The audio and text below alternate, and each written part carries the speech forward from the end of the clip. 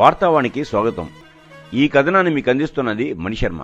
Mega power star Ram చరణ్కు triple global star image తీసుకొచ్చింది. ఇక చరణ్ కెరీర్ లో త్రిబుల్ తర్వాత త్రిబుల్ ముందు అనే స్థాయిలో క్రేజీ దక్కించుకున్నారు.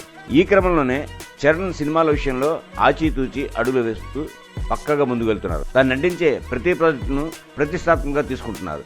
ఇప్పటికే చరణ్ బుచ్చిబాబు సనా డైరెక్షన్ లో సినిమాకు గ్రీన్ సిగ్నల్ ఇచ్చి సినిమా షూట్ కూడా ప్రారంభించారు.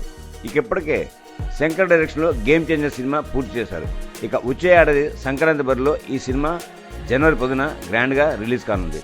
అయితే ఇప్పటి వరకు సినీ ఇండస్ట్రీలో ఏ హీరో చేయని సాహసాన్ని మొట్టమొదటిసారి రామ్ చరణ్ చేయబోతున్నాడు. ఈ సినిమా ప్రీ రిలీజ్ ఈవెంట్ ను గ్రాండ్ లెవెల్లో అమెరికాలో ప్లాన్ చేశాడు. అయితే ఇప్పటి వరకు చరణ్ తీసుకున్న ఈ డెసిషన్ ను ఏ టాలీవుడ్ స్టార్ హీరో కూడా సాహసించలేదు. ప్రస్తుతం చరణ్ నిర్ణయం అభిమానులకు బిగ్ సర్ప్రైజ్ గా మారింది.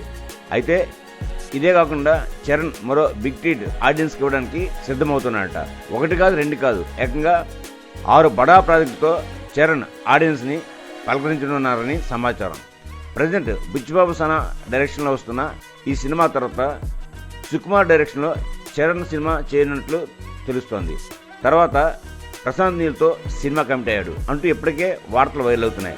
అంతేకాదు తన నెక్స్ట్ సినిమాల డైరెక్షన్ లిస్ట్ లో లోకేష్ కనగరాజన్ కూడా ఉన్నాడట.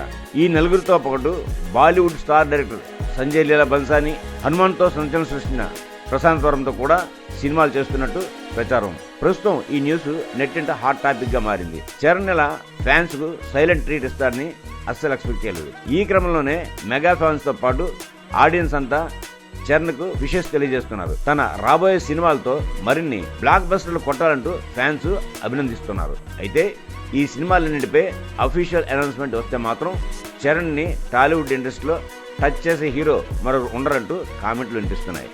ఇంతటితో ఈ కథనం సమాప్తం.